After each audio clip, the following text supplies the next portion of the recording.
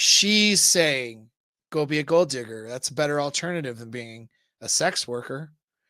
Be a liar. That's what it is. Be a woman who marries a guy, not for love, but for money and status. Take that guy for what he's worth. Pretend you love him. Give him sex and play the role of being his lover, but really just take all of his shit and take the benefits, take the money, and live a lavish life that way. That is a better alternative than being a sex worker. That is the suggestion from the person criticizing sex work. But they're not all 304s, right? Like, I mean, come on, dude. Come on. You could presumably have landed a rich husband. Mm-hmm. Like if you had set that as your object, you're like, I want to live a luxurious life. Fair enough. Yeah. You could have made that your goal to be like the most successful gold digger in the world. Mm-hmm. And you would have achieved all of that, the travel, the living somewhere lovely, all of this without the sex side of it. I see them as more of a sex worker than me. Because they're using their sex appeal. They're using sex to pleasure their partner. Yep. Their partner is then going to fund their lifestyle. Their partner is then going to pay for holidays, fancy clothes. They're using sex just like I am. However, I'm not afraid to admit I use sex to get what I want. Whereas those people become very snobby, very uptight. They look down on most people. Yeah, they're still using their holes to pay their bills. Exactly. It's just someone else is doing it, but I'm independent. They're still using their holes to pay the bills. Thank you. Thank you. It's very I mean, she's based, dude. It's very unfortunate that it takes the woman who runs through 1,000 guys in a day to be this based and to be the one to tell you the truth, which is that most of these women, I'm sorry, we all fill in blank. What are they? What are they? Right? But notice the accomplished author, and I'm not going to slam on her. I wanted to actually slam on her a little bit after I listened to that. I was like, oh, I'm going to find some dirt on her and be like, yeah, see, she's like this. But then I backed off that. Why? Because she's, you know, I don't like to do, because that's really, I'd be doing that for clout or whatever, or for the views. And I want to get away from doing that kind of stuff. Right. And she does seem like an accomplished, well-reasoned out person. Like, and that makes the point even more so. Lewis Perry, I admire her and her accomplishments, and I haven't read her book, but I imagine it's pretty good. And so the little bit of research I've done on her is that, you know, she's got a great perspective. So I'm not going to criticize her too hard, but she still is a woman in 2025. And what was her suggestion as an alternative to Bonnie Blue? Her exact words were, so our small little community, our small little niche, we're changing things. We're creating a little world around ourselves. And guys are getting dates, having good experiences with women, and having good relationships, and having good outcomes in life, and other things like their finances, their physical appearance, their social circles, all of those things. Guys are logging off of the toxic areas of the internet, going to places like my community, working on themselves, getting out into the world and doing good things. And that's what we're trying to do here. But guess what? The world doesn't want that. They want you to be miserable, upset, anxious, sitting in front of your computer, screaming at it over some political nonsense or whatever it is, and then spending your money and going to a job that you hate. Like, that's what the world wants out of you. And by supporting my channel, hitting this little subscribe button, getting me out of this purgatory I've been in with all of these platforms that control everything, you help other men come across my stuff and possibly save their lives too. You want to at least do that little piece. I would really appreciate it. And then, speaking of my community, that is a free resource to you. I have accountability sheets. I have things that will help your brain, and checklists and stuff that'll help you with your inner game. And and that stuff is for free. I have a course on processing through a breakup, getting over loss, some of those things, so you can have that resilience and that dominant sort of masculine presence, right? That stuff's for free. It's in the course area of the community. And then people get their questions answered and we have great discussions, and it's away from all the bullshit, right? So go there, make sure you log into that. So prior to that, okay, Bonnie was talking about, well, she got into sex work because she didn't want to go back to a regular job, and she could make a ton of money doing it. And she could live a lavish lifestyle and not have to, and have financial freedom and have freedom in her life. And she doesn't mind having sex with strangers on camera. So that's why she did it. Very straightforward.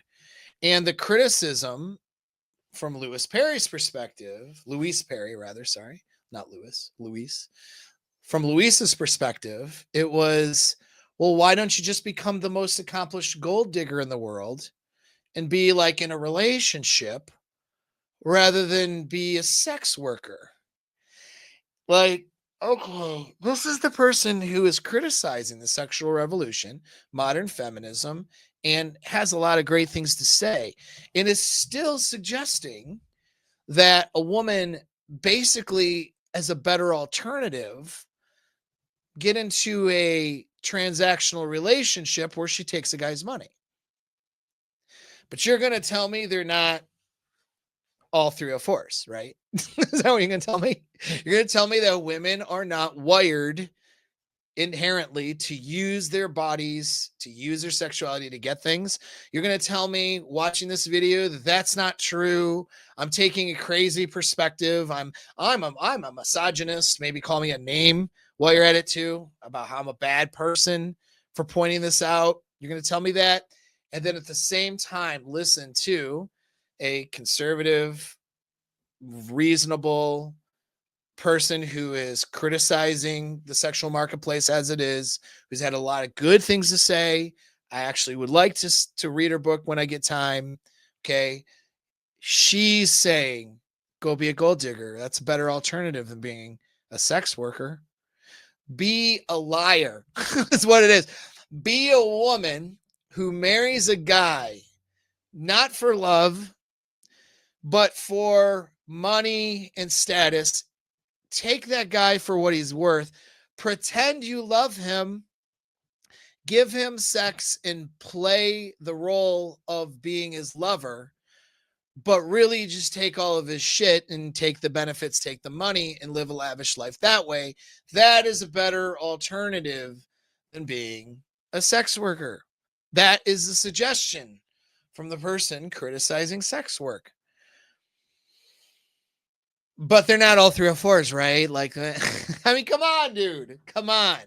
Now, Louise, unfortunately, will never see this stream. Right? If she did and was open to hearing what I'm saying, like all women, she has a brain. She's a person who thinks and who's smart. Okay, a lot of women are very intelligent. I'm not being misogynistic here. She could realize what I'm saying here and go, fuck, he's right, and change this perspective. But the reason it's not changing is because most people don't know what a relationship based in desire is like. They only know relationships based on a transaction. And I have all of these men who think they have their shit together with women, in fact, will jump on my platform, jump on my community even, and argue, well, really, if you do mental gymnastics and think about it, all relationships are transactional. You have psychologists writing books talking about the value of people, and then using the economic model, which is a decent enough model of the sexual marketplace, to reduce all relationships to an exchange of value, which is a transaction. And that is the model that everybody has. Very fucking interesting, I think. Very interesting. People cannot think around this because they don't know how to have and have never experienced a relationship based on desire. Okay. And that's the difference. And that's the major point I'm making. We'll go through some other stuff here. But that's what's missing. That is what's missing. It's like, there's this movie. I think I'm going to fuck it up. actually, as I try to describe it. I think it's called Big Fish. No, I'm trying to use an example. I didn't plan for this example, guys. Big Fish. I think that's what it is. Yeah, 2003 film called Big Fish. Cute movie. It was really nice. Right. And it was like, I don't remember all the details of the movie. It was a while ago, but I do remember this. Like, they came through like the woods and then they into like the city, this little town that was like the perfect town. It was like fantasy. And there were all the I remember in the movie, if I'm not mistaken, anybody, you guys can correct me in the chat if you know what movie I'm talking about. But they had like shoes were up on the wires or whatever or something. Like people's shoes were all up there for whatever reason. They're trying to figure out why all these shoes were up there. It's because people were putting their shoes up there and then they ended up staying in this town, something like that. I'm not really sure. I'm really paraphrasing this poorly, but here's the point. This town was perfect. It was a fantasy type of a place that once people came to it, they just never wanted to leave it because it was this amazing, beautiful place that was outside of the rest of the horrible, evil, shitty world that's out there.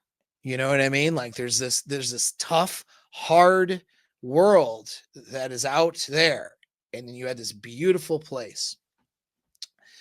When you understand what genuine desire is and how it works and how to develop it, you have relationships based in genuine desire, you're like in this beautiful town that you never want to leave. Okay. The girl stops caring about the exchange of value, using her pussy to get things from you. She stops caring about that. Lets it all go. That all just goes away. You stop caring about, you probably already stopped caring about it because you have something called vasopressin that works in your bonding mechanism, the vasopressin neurochemical. So you bond with oxytocin plus vasopressin, all right, and beta endorphin and some other exchanges of neurochemicals that cause you to be in love with somebody. And vasopressin makes you want to care for, protect somebody regardless of the value they bring. But there's still an element of looking at your woman in a transactional manner, even with that. And as a guy, you stop doing that as well because you're receiving this genuine desire from this person who doesn't give a shit. She would live in a box with you. You know what I mean? She's not sitting here trying to weigh out whether or not you're good enough for her or whether she should hop to the next guy. I find it interesting. I mentioned some of you red pill guys, which a lot of the red pill guys are here. I mean, a lot of people consider me red pill, and I just don't use it as a brand because I think that's unfair to guys like Ryan Stone and Rollo Tomasi, who were there for the red pill development and in my opinion can use that as a brand more than I could, right? But yeah, a lot of you red pill guys, I've seen all relationships are transactional, coming from, it's a new thing within the last, I don't know, year or so, coming from people who consider themselves red pill guys. I find that crazy because when I don't know where Rollo stands on it, but Rollo's first book talked about the difference between genuine desire and transactional relationships. That was one of the things I found to be genius about the book, because he articulated things that I hadn't been able to really, I knew about, had experienced, but I hadn't articulated as well up until the point that I read Rollo's first book. And he talks about, and I'm paraphrasing, I don't have it in front of me, but he talks about, and he has articles written on the difference between genuine desire and a transactional relationship. He uses the analogy of a girl being willing to crawl over broken glass to get to you. Okay. That's a genuine burning desire where she just throws away all of her transactional needs and sets those aside, at least for a time being, just to be with you, just to have sex with you, just to have a romantic sexual relationship with you, that she's abandoning whatever else, and not just for a moment. I mean, although it can be just for a moment, but even sustainably, okay, for months and months, years, okay, That is how you bypass this exchange of value nonsense, where quite frankly, women are just through the force in that. No different than your wife who is in a transactional relationship with you is actually more dishonest and worse than Bonnie Blue, who at least you know from a integrity perspective what she's about, right? You know that Bonnie Blue is a porn star / sex worker and that she does crazy things for clout and for views and interest, and that's her product. That's what she sells. She financially benefits from it. She's very honest about it. This woman that a lot of you guys end up marrying, some of you, right, or guys end up marrying, who is lying to you and playing this game, okay, in order to get the things she wants out of you, and it's a transactional relationship framework, because she doesn't even know she's doing it, because she doesn't understand the difference between desire and transactional, because no one's talking about it. Everyone now thinks in 2025, we've devolved into thinking that transactional relationships, well, that's every relationship. And well, if you're exchanging, well, if there's genuine desire, isn't that part of the transaction? Fucking no, it's not. And here's why it's not. It goes back to if you have one thing that supersedes everything in the negotiation, it's not a negotiation anymore. The power dynamic has shifted to a point where there is no more negotiating. I use the analogy, and it's not a perfectly fair analogy, of bringing a gun to a negotiation table. And then anytime you can point the gun at the person and say, you're going to do what I say anyways. Okay. Genuine desire is kind of like the gun in a way. It's like it causes her, and it causes you, quite frankly, to do things, to do just about anything to make the relationship work, even if it goes against your transactional needs. I mean, there's a point where your own survival might go up against the needs of the relationship, and you have to choose your own survival, in which case you'll feel like you're dying inside anyway. If a girl has to leave a guy that she has genuine desire for her own survival, or what she perceives as her own survival, because of her transactional needs and desires, like, for example, she wants kids, she wants a certain lifestyle, but this guy that she has genuine desire for can't provide it, what happens to her? She's alpha widowed. She can't get over that. Okay. She moves on to a relationship she's not happy with, and she forever struggles because she wants to feel that desire again. Once you go to that beautiful city, that beautiful beautiful, perfect little town, you never want to leave the town. And if you have to leave, you're like, I need to get back. Do you understand? So you wouldn't have alpha widowing if genuine desire wasn't real and didn't supersede the transaction.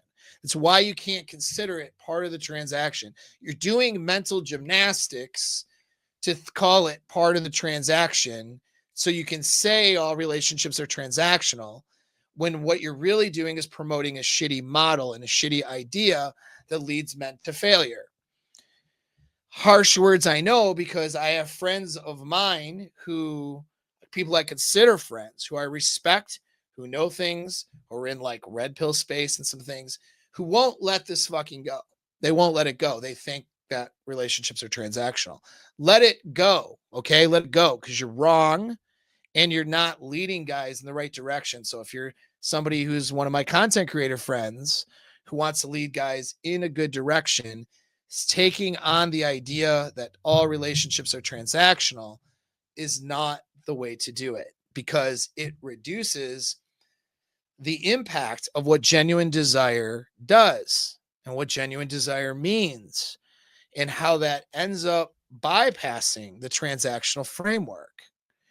All right. So that's the problem with that. Very problematic, you know?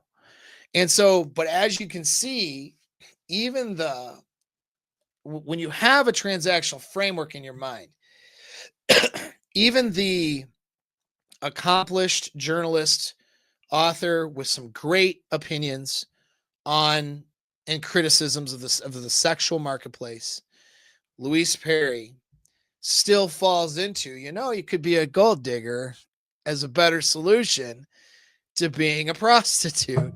Like, dude, no. Because being a gold digger is being a prostitute. It's just, and Bonnie Blue makes that point. And I was just amazed at how based Bonnie Blue was in comparison to someone who I admire and agree with probably more so, which would be Louise Perry. Do you know what I mean? Like, I was like, God damn, like she's at least she's based, dude. You can't say she's not, even if you find her behavior disgusting. And I'm not, I find her behavior gross, but I mean, I'm not really, she's still a human being. I'm not going to sit here and criticize her like that. You know what I mean? It's just, I don't like the behavior. I don't think prostitution is something that is palatable for me. All right. If I'm looking at dating somebody or hooking up with somebody and she's a straight up prostitute who has sex with different people all the time, I'm not going to be having if I'm a single guy, I'm not pursuing a relationship with that person. But I'm not judging her as a human being. She's not, I mean, in theory, like, who is she hurting? She's being absolutely honest about it.